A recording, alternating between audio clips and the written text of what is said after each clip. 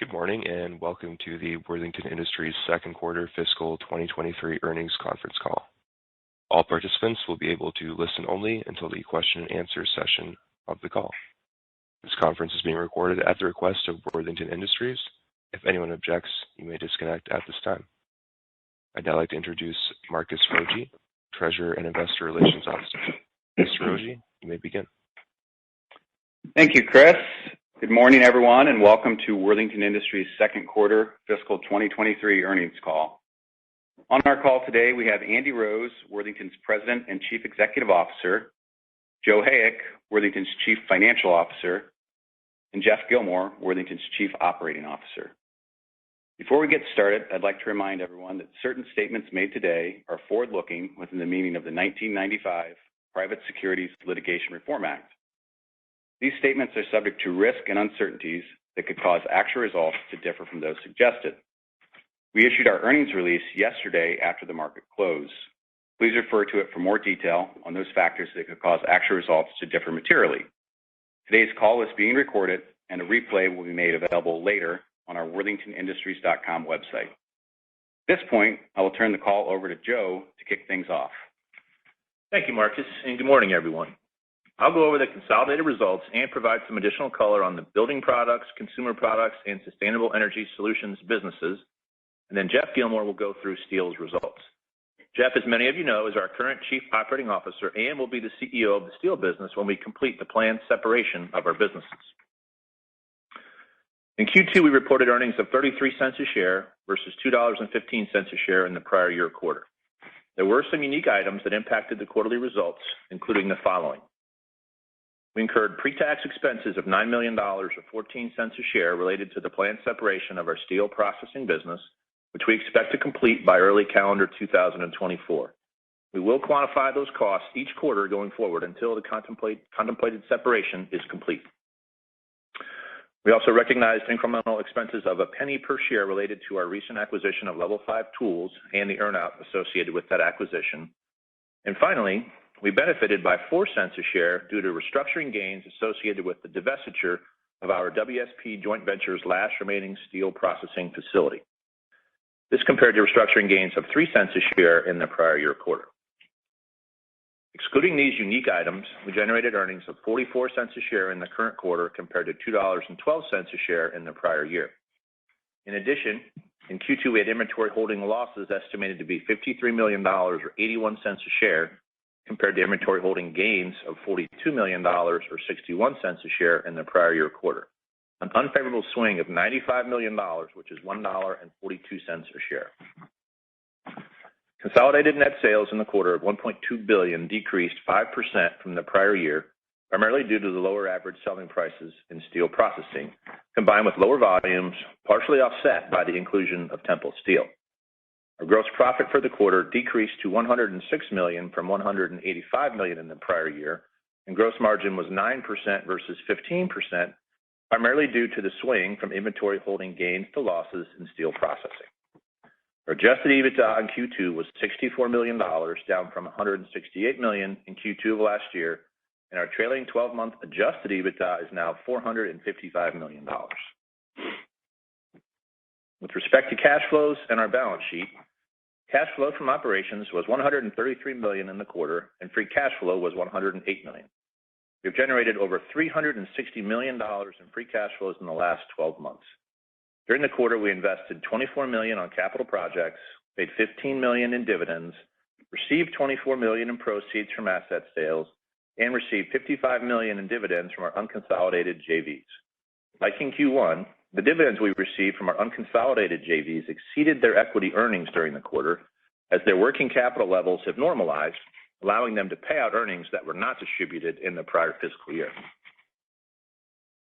Looking at our balance sheet and liquidity position, funded debt at quarter end of $699 million decreased $7 million sequentially, and interest expense was down $1 million also on a sequential basis. We are operating with low leverage, and our net debt to trailing EBITDA leverage ratio is roughly 1.25 times.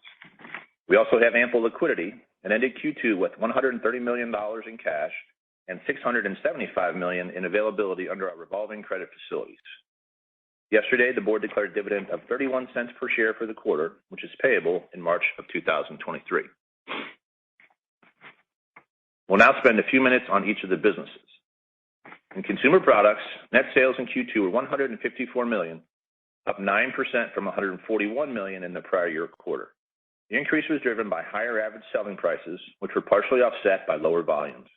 Adjusted EBIT for the consumer business was $13 million in the quarter, and EBIT margin was just under 9% compared to $18 million and 12.5% last year. There were two primary drivers for the decline in consumers' profitability. First, retail sales slowed. Not materially, but it is clear that consumers are watching their discretionary spending. In addition, and more impactfully, our retail customers reduced their inventory levels during the quarter. The result was a significant decline in customer orders, which led to lower volumes and lower fixed cost absorption. In addition, the quarter was negatively impacted by $1 million of expenses related to our acquisition of Level 5, including the write-up of inventory to fair market value. While the quarterly results for the consumer business were not as strong as we would have liked, that team continues to do an excellent job managing through a challenging environment. Additionally, we have started to see customer inventory levels stabilize, which we believe will lead to more seasonally normal volumes going forward. Building products generated net sales of $142 million in Q2, up 17% from $121 million in the prior year quarter. The increase was driven by higher average selling prices, which were partially offset by slightly lower volumes. Adjusted EBIT for building products was $41 million in the quarter, and adjusted EBIT margin was 29% compared to $55 million and 45% in Q2 of last year. The decrease in EBIT and margin was primarily driven by lower equity earnings in our ClarkDietrich and WAVE joint ventures, which were down $11.4 million and $3.4 million respectively, compared to very strong results in the prior year quarter. This softness was partially offset by improvements in our wholly owned businesses, which saw operating income increase $1.4 million or 31% year over year due to higher average selling prices and a favorable product mix. Similar to what we saw in consumer, many of our product lines in building products saw customers decrease their orders due to higher than optimal inventory levels. In 2021 and early 2022, when supply chains were uncertain and tight and demand from end users continued to grow, many of our customers ordered at or above their expected demand levels, and those same customers are now rationalizing their on-hand inventories while demand has moderated with the economy. While the demand outlook is unique by end market and will be impacted by the broader economy, our team continues to execute at a very high level, and we believe that as customer inventory levels stabilize, we will see a return to more seasonally normal demand trends. In sustainable energy solutions, net sales in Q2 of $38 million were up 15% compared to $33 million in the prior year quarter due to increased volumes and higher average selling prices. The business generated adjusted EBIT of $1 million in the current quarter, which was up slightly from the prior year, as the favorable impact of higher average selling prices was partially offset by higher production costs. Despite a continued challenging operating environment in Europe, that team continues to do an excellent job executing. We remain very optimistic about the hydrogen and alt fuels ecosystems and our SCS business. At this point, I will turn it over to Jeff. Thanks, Joe. In steel processing, net sales of $842 million were down 10% from $938 million in Q2 of last year, primarily due to lower average selling prices and lower volumes, which were partially offset by the inclusion of the Temple Steel acquisition. Steel prices peaked in the latter half of 2021 at over $1,900 per ton, and recently we're trading under $700 per ton. Our total shipped tons were down 13% compared to last year's second quarter, driven primarily by lower towing volume with the mills and the exit of our consolidated JV WSP.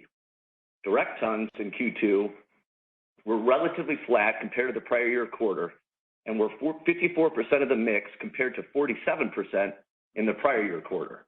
From a demand perspective, we continue to see stability and signs of growth in automotive, but did experience some weakness in our construction end market demand, which has been impacted by the slowdown in both residential and non-residential construction. In Q2, Steel reported an adjusted EBIT loss of $17 million compared to a $72 million gain in the prior year quarter. The large year-over-year decrease was driven by lower direct spreads which were negatively impacted by the inventory holding losses that Joe mentioned earlier, estimated to be $53 million in the quarter compared to $42 million last year, an unfavorable swing of $95 million. Though steel prices have stabilized because of lagging price indices, we anticipate we will see moderate inventory holding losses in Q3, which could approximate or be slightly lower than the loss we reported in Q3 of fiscal year 2022, which was $25 million. It's been 1 year since we purchased Tempel Steel, and it continues to prove to be an excellent addition to our steel processing business. The Tempel leadership team is doing an outstanding job managing the business and executing on strategic initiatives to meet the growing demand for increased electrification in many of our markets. Lastly, I am so proud of all of our teams as they remain focused on keeping our people safe and running efficient operations, all while doing an excellent job delivering for our customers. At this point, I will turn it over to Andy. Thank you, Jeff, and good morning, everyone.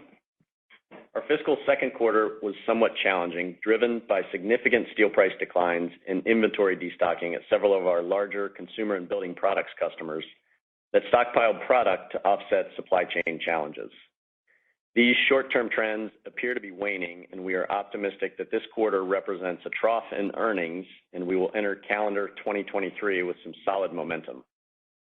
End market demand remains steady across most of our products and markets, despite the continued debate around where the economy is headed as a result of the Federal Reserve's continued rate hikes. Higher rates will clearly impact some markets, but recall there's another $1.3 trillion of approved government investment spending from the Inflation Reduction Act, the CHIPS and Science Act, and the Infrastructure Investment and Jobs Act underway. Some of this money will almost certainly benefit our various businesses, although the extent is hard to quantify. I want to express my gratitude for our employees who continue to go above and beyond to deliver for our customers despite the ebb and flow of input costs and supply chains. As evidence of our hard work, Worthington received 3 outstanding awards during the quarter. Investors Business Daily voted us as their top ESG company of 2022. Newsweek named us to their list of America's most responsible companies for 2023, and Computer World named us as a best place to work in IT for 2023. All of these accomplishments reflect the strength and quality of our Golden Rule culture and the hard work and dedication that our employees bring to work every day. Congratulations and thank you. Last quarter, we announced an exciting plan to separate our steel processing business into its own public company. We are calling this initiative Worthington 2024, with the goal of standing up 2 financially strong and strategically well-positioned companies to unleash their full potential. Our team is working hard, and we are on track to make that happen. Once complete, we will have a market-leading business in consumer products, building products, and sustainable energy, poised to capitalize on key trends in sustainability, technology, construction, and outdoor living.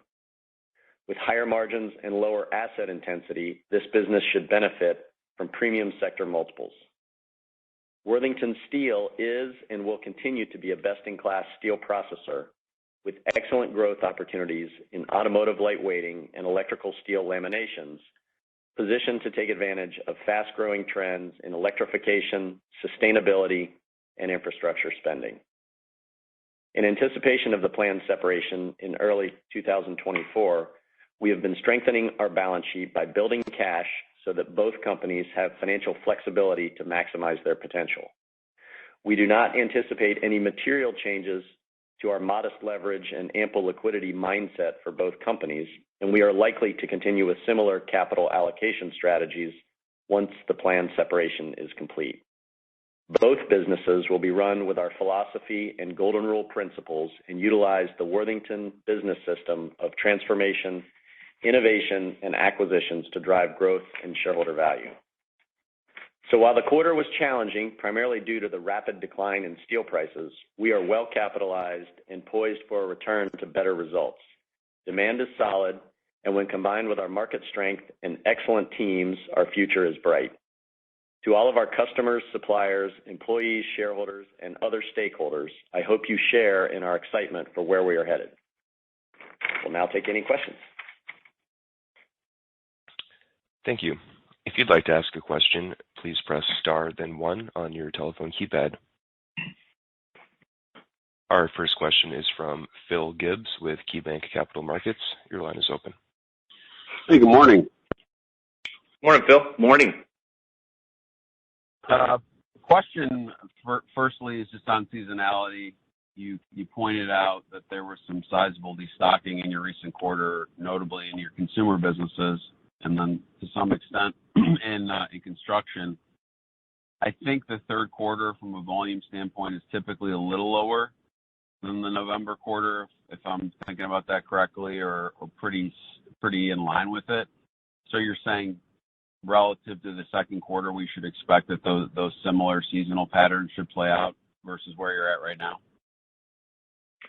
I think that's fair. I think some seasonality returns, and we do think that not 100%, but most of the destocking is done. And so, sequentially, we see a little bit of upside. In terms of the seasonality being a little bit positive in the third quarter versus the second. Okay. Well, no, so sorry. So seasonality is relatively flat, but consumer saw more destocking earlier. Building products might take a little more time because the seasonally normal growth there on the wholly owned businesses certainly is more like March, April, May. That makes sense. And then on the inventory swings, this past quarter, you guys have called out a $50 million headwind, maybe a little bit more, versus neutral. And then the impact is going to be less than half of that in the next quarter. Did I hear Jeff correctly there?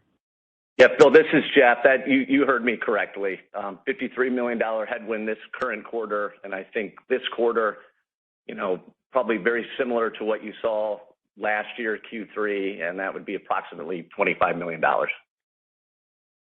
So half. Thank you, Jeff. Okay. Thank Got you, it. Jeff. And then the last one is just around the separation cost this quarter, $9 million pre-tax, I think $10 million. Is that the level of spend we should see over the next 3 or 4 quarters? Does that taper up? Does that taper down? Does that go up? And what are those costs largely covering right now? I think Phil, that's a reasonable estimate. Those costs are out of pocket, advisory fee, transaction oriented fees, and we think those costs will be in the neighborhood ultimately, and it'll ebb and flow a little bit between now and the end of the potential separation. But 35 to 45 million there is a good range. And then there might be some other costs associated with things that will happen down the line in terms of software, et cetera, but those shouldn't be all that material in addition to those numbers I gave you. The one cost, Phil, Joe didn't mention is there may be some financing costs down the road too once we determine the capital structures of the various companies and how that might go forward. Makes sense. Thank you. Thank you. The next question is from Katja Jancic with BMO Capital Markets. Your line is open. Hi, good morning. Thank you for taking my questions. First, Morning. Can you talk a little bit about how you see the margins developing in the non-steel processing business over the next quarter or two, please? So margin-wise, in the consumer products business, again, when you have destocking and you have volumes as low as they are, it's harder to outrun your fixed costs. And so I think it should be sequentially no worse, likely better than it was in Q2, although in Q3 of last year, in consumer products, we had different input costs for steel in particular. So probably won't be as high as they were in Q3 of last year. And then building products, it's really the same story when Andy talked about trough in terms of revenues. It's going to be helpful there, just sort of seeing those things, continuing to get a little bit more volume back. But we don't expect a V-shaped recovery by any means, but what we do expect some sequential improvement in the building product space as well. Okay, and then maybe quickly on the capex. I think you previously said it's going to be up 10 to 20% year over year. Does that still stand, or can you provide an update on that? Yeah, I mean, we're halfway through the year. We're still trending, around $100 million for the year.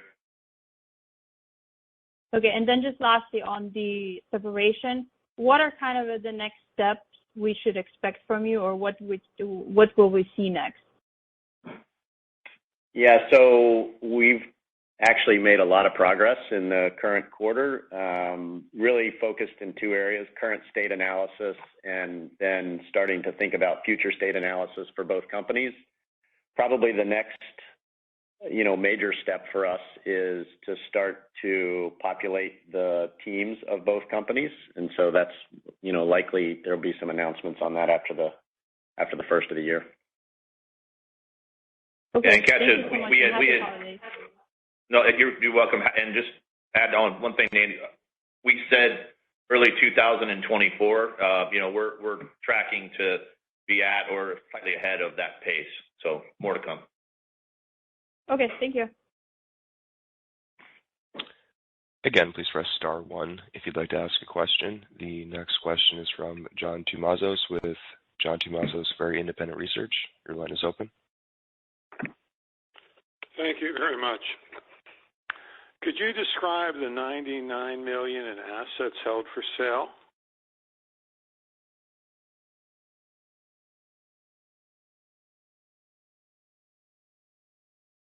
Yeah, give us a second there, John. We're firing up the supercomputer. While you're working on that one, I see there's no buybacks for 2 straight quarters. Is there a legal restriction on buying back stock because of the separation, or is there another explanation? There was a legal restriction up until the point of announcement. As of today, we're under kind of normal trading windows, so there's no reason that we cannot be buying back stock. I will tell you that we have consciously made a decision not to purchase stock, at least up to this point, because we wanted to build our cash balance in anticipation of making sure that both companies are very well capitalized and can get the best credit rating that they can achieve out of the gate. I don't think that necessarily means we won't buy stock, but that's been our bias up to this point. I will also say that I think at quarter end we had built up upwards of $130 million of cash. We continue to build cash, and a lot of that is driven, by the decline in steel prices as, we replace higher priced steel with lower priced steel, but also, we continue to earn, pretty good money, so that the combination of those two things is helping us build that cash. And John, just to circle back to your first question, you scared us for a minute there. The asset sale for sale, it's $5 million. I think you might be off one line on your printer there. It's $5 million. It's just a building that we have for sale. Was the reason for the sale of the Worthington Specialty Products in Michigan that U.S. Steel shut Great Lakes, and at the old Rouge plant they're running the melt but not the hot strip mill, so the sources of steel aren't the same? That's not the reason for it, John. I mean, we have a rigorous capital management program, and we're always looking at our businesses and do they fit our strategic portfolio? Is it something that we want to remain in long term? And that was a business we just didn't feel like fit the portfolio strategically any longer. So it seemed in the best interest of shareholders to sell that versus continuing to run it. Thank you. Looking at the on-balance sheet inventory accounts, the middle account for work-in-process inventory fell a great deal with steel prices, as one would have expected. The raw materials account at 305 stayed very large, and the finished product inventory at 190 stayed very large. Should we assume that either you accumulated unfinished steel inventory this year because the price was cheap, or else you didn't have enough a year ago? And that with the finished products, are the customers buying a little less quickly now with the economy slowing down? Or just give us a little flavor for the movements or the lack of movements in the raw materials and finished inventory accounts. Yeah, so I think some of the answers to your question are embedded in your question, but the real sort of driver there on the raw side is, we do have some seasonality, and you get ready, and January tends to be a pretty big month on the steel processing side. Steel prices were going up and then coming down, and you're buying in different buckets. And then on the finished goods side, John, what you had there is really in the more driven by the consumer and the building product side of things. Maybe a year ago, we couldn't keep any inventory. We had more orders than we could satisfy, and so we were literally sending things out the door as soon as we could make them. And so inventories just have returned to more normal levels, especially seasonally, relative to where they were a year ago. Thank you. And I don't know what those advisors are charging you for, $3 million a month, but it's a hell of a lot of money to tell you what you already know. It is definitely an expensive process, but we're very happy with the teams that we have helping us, and we're really happy with our own teams and the work that we've done thus far. Well, I'm just glad I don't have any advice like that. Thank you. Sure. Again, please press star 1 if you would like to ask a question. It appears that we have no further questions at this time. I'll turn it back to the presenters for any closing remarks. All right. Well, thanks everyone for joining us today. We wish everybody a Merry Christmas, a terrific holiday season, and a Happy New Year. We'll talk to you in 2023. Thank you. Thanks. Ladies and gentlemen, this concludes today's conference call. Thank you for participating. You may now disconnect.